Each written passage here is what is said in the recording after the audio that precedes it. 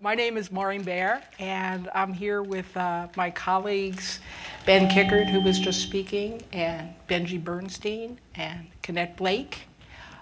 We're from Starting Up Good, and we work on the Sustainable Development Goals. And this is more about the X than about Wolfram coding. Benji and Ben did a presentation on Twitter that involved a lot of coding. And there's a presentation that they're doing at 1:30 this afternoon that will do more looking at data structures and how to use them. What I'd like to talk about today is what is SDG Counting. This is our fifth year, or my fifth year at least, coming to Wolfram and talking about it. And what we've been doing, what we're doing in the future. And also to talk about how you embed Wolfram in the way that you do your work, the way that you do your projects, and give some ideas about how you can work with people who are in different places on the Wolfram knowledge spectrum. So first, the Sustainable Development Goals. When I came in 5 years ago, I see John Keel is here. He was my first friend at Wolfram, who we started talking about the Sustainable Development Goals, which are the strategic plan for the world. They were launched by the United Nations in 2015. They go for 15 years. There are 17 goals around all aspects of poverty, education, life underwater, partnerships, health. And during the 15 years, the countries of the world and the world as a whole and others are measuring success in improvement of the world using 169 targets and 232 indicators. These were developed by years of collaboration so that all countries could participate and understand what it was going to take to make the world a better place in 2030. Needless to say, they're aspirational, although it'd be great if they were all accomplished. 5 years in, which is about a third of the time, some things are going well, some things are not going as well. One of the very interesting things that happened is when we started, there was very little data. A lot of time had been spent talking about the framework and what was going to happen. What we found over the past 5 years is that many organizations and people have actually bought into this as their frameworks. Most corporations have SDG frameworks for looking at their corporate social responsibility. Universities teach courses on it and have labs about it. Foundations give money to the SDGs. Financial institutions set up investment funds around the Sustainable Development Goals. Many cities have their own plans. Every single country in the world has bought into it one way or another. One of the reasons that that's happened is that they've been allowed to select which goals and targets they're going to go after. And what that means is that each country has a customized plan that meets their needs. So everything from the United States and the UK to the poorest and least developed country in the world is involved with this. China, Russia, everybody. So it's been exciting because from having nothing, we actually have too much data now. So a lot of our work has been about the too much data. So we'll talk a little bit about that and how we've pivoted a few times in terms of what we've been doing for a couple of different reasons. So the SDG Counting project, when we started out, the idea was Ben had been in Swaziland working in health development on a mission. And he was the guy who did most of the metrics and reporting. And years ago, before the SDGs started, Ben and I started talking about he would enter his data by being with the people in the field who were doing the health work. And I had another friend named Chris Collins who was working at the UN, and he was the guy who got all the rolled up data at the very top. And we were all fascinated about how much the data and the conclusions changed from where Ben was entering it at the very beginning to where Chris was working with the consolidators at the very top. And what we noticed is that in a roll-up of information, you lose things, you gain things, you average things out. So the 15-year goal of this project is what I like to say, write once, read many. So the data is captured as close to the ground as possible and rolls all the way up without being changed. It's consolidated and things like that, so that you are having the same data picture of the world, so that when people are doing metrics, they can all be looking at the same data. Again, aspirational. So our project is just as aspirational as the SDG goals are. But what the heck, 15 years. We decided that Wolfram was perfect for this because it's iterative. You can add to it over time. New things are coming out all the time as the technology changes. You don't lose your coding. We thought we wouldn't have to switch. And it was relatively easy to use. At the very beginning, I was the one who was doing the coding, and I'm not a coder. Over the past 5 years, I've started working with others who were better coders than me, much better coders than me. And we've been looking at how to integrate and now how to look at all the different data sources and begin to understand how they relate to each other. So we've been looking, Ben mentioned earlier, and Benji mentioned that we've been looking at SDG 14, which is about life under the sea, because not too many people were looking at it. We had some other reasons. So our evolution has been, when I go back to the presentation that I gave here 5 years ago, we've accomplished a whole lot, but we haven't accomplished what I thought we would. But we'll keep on track of there. The other thing we did was selecting projects based on where there were niches for us. At the beginning, we didn't know what was going to happen in terms of counting. So what we thought was going to happen was that we would be consolidating the information that came into the UN.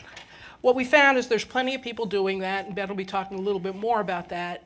But what we found really interesting is that where the action is actually around startups, around investments, and around what's going on in the startup and innovation ecosystems. So we've been focusing on that more over the past several years. So our current work, our badges, some of our badges at least, say Starting Up Good. So we have two different organizations, one called Starting Up Good, which is working with startups to help them understand how to position themselves better for getting investment and how to use the Sustainable Development Goals as a way to position themselves. All of our work is pro bono. We have clients, pro bono clients. We went to New York Tech Day last year and found 6 startups that were already working in doing things with social impact, energy management, using music for PTSD, looking at journalism in a more fair way, looking at what's going on with SDG 14 and some others. And we brought them on with us because we wanted to be working in the real world, not just with data. In our last presentation, we talked a little about Twitter, and there's a lot more. But what we found is that it's very important to be looking at social media and how you're positioning yourself in order to be attractive to impact investors. You want to be where the impact investors are. And SDG Counting we'll be talking about a little more later today. And impact investing is sort of the fulcrum of where we are on a lot of our different projects. So I wanted to take you through a couple of small case studies of things that we've been doing. The first one is looking at building computational knowledge on SDG 14, which is life underwater, about conserving and sustainably using the oceans, seas, and marine resources for sustainable development. And here, what we wanted to do is figure out how to get as much comprehensive information as possible on one of the SDGs, and to amplify the ability of a subject matter expert in the blue tech economy in order to influence the field. So one of the people we've been working with, a guy named Chris, is an expert in bringing people together, a convener, and he knows a whole lot of people who are working in blue tech and on the SDGs. And what we found is that it's very important to combine human intelligence with the kinds of things that Wolfram can do for you. So Connette, who is our liaison with people with the different pro bono clients, spent a lot of time talking with Chris and doing, you could formally call it knowledge engineering, but what she was actually doing was sort of picking his brain to try to understand all the people he's met and all the things that he does, and putting it into a form that could be used as data for future projects. And so a lot of time had been spent doing that.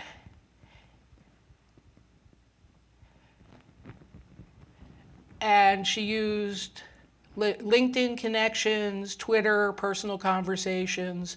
It went into a data set. We amplified that by using Wolfram Web Search to look at the ecosystem. We used web image search, Twitter, Wikipedia data, and we used text cases to refine the data.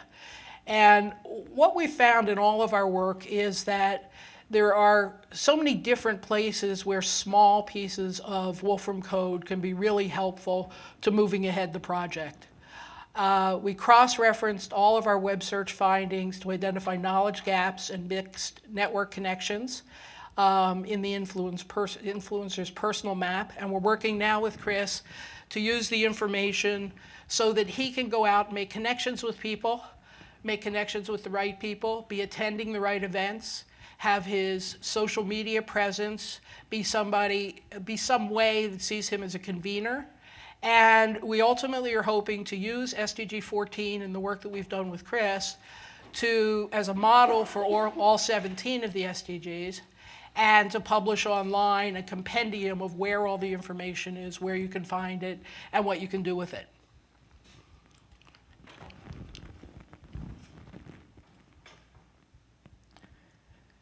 I wanted to talk a little bit, I think I'll talk a little bit about what it's like to be working in a team with Wolfram. Because of the wide breadth of it, you can do almost anything with Wolfram.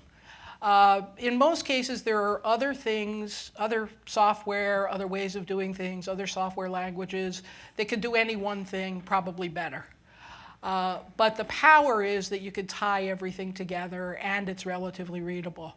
So when you're talking about computational X, you have to pay a lot of attention to all the people that you want to be working with who are not necessarily coders, and you have to figure out how to have processes that bring people who code together with people who don't code in a way that lets the team work together.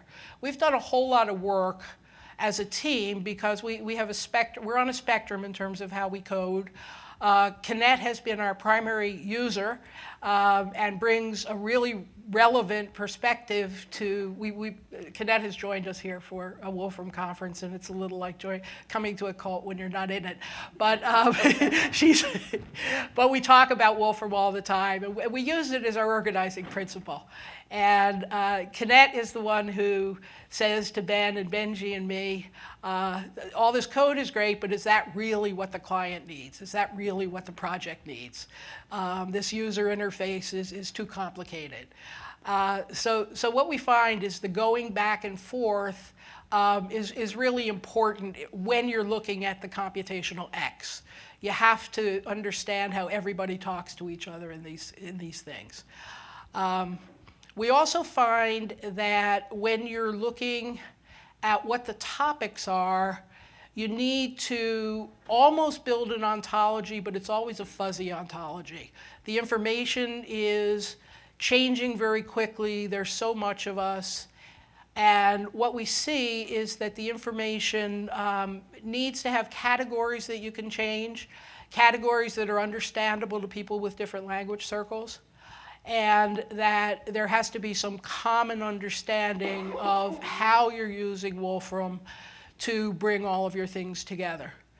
The final thing that we do is we look at collaboration with the clients that we're working with, the pro bono clients, in a way that we apply Wolfram to help them with the real world issues. So if somebody says, I need to find out more about companies that are doing blue tech in Europe, we will then actually work with them using Wolfram to figure out how we might do something like that. So we're working iteratively with them. We're working also with people who are on the other side of impact investing to determine what impact investors need to know more about and where the data is on that. So we're tying all these things together. We're using the SDGs as sort of our conceptual framework, and we're using Wolfram as our backbone framework for all of it. So it's been a very interesting first 5 years. We're looking forward to the next 10. We fully expect that we'll be able to keep on going in terms of building as the SDGs go on. We have some interesting things coming up. I'm going to skip my code. My code is not worth looking at. But when you talk about what next, what we're doing is we're going to get some more clients. We're going to work more with the clients, the pro bono clients that we have on real world and real time. We're building the computational knowledge base in the impact investing space as well. There's more and more data about how people are investing in the SDGs, where innovation is in the SDGs. We're planning to share our SDG work with more people, with the UN on some of the SDG counting work that we've been doing, with influencers and with investors. We're planning in the near future to publish online a comprehensive guide for each of the SDGs and to use our social media to make sure that other people do it. And we're pushing the limits of real-world Wolfram language for RX. And we encourage everybody who has, something that they want to bring Wolfram language to pay attention to the different parts of humans and Wolfram language, and AI is coming. And we're very excited that we're working in parallel really nicely with Wolfram and where we're going in terms of our projects. And I thought I'd conclude with just a few things that we're really looking forward to, hopefully in 12.2. The first thing that's really difficult is that so many people publish everything in PDFs. And in order to get a whole lot of data together, you have to do something with all the PDFs. The UN lives on PDFs. We look forward to Wolfram having a capacity to integrate PDF conversion and reading into, that's the one thing where we have to go outside of Wolfram to do, is the converting of the PDF. And we'd love to never leave Wolfram for our work. The next is that, and we're pretty sure that this is going to get better, but we find that semantic identification using text contents, using text cases, is not always at the level, it's not always right, I guess would be the right way to put it. Sometimes it is, sometimes it's not, but we assume the AI is going to get better on that, and consequently identification will as well. And finally, we'd like to see more up-to-date data in Wolfram entities. We find that sometimes there's a lag in the Wolfram entities getting financial data and country data up. So I thank you for your attention. We're looking forward to the future here, and we'll answer any questions if you have them.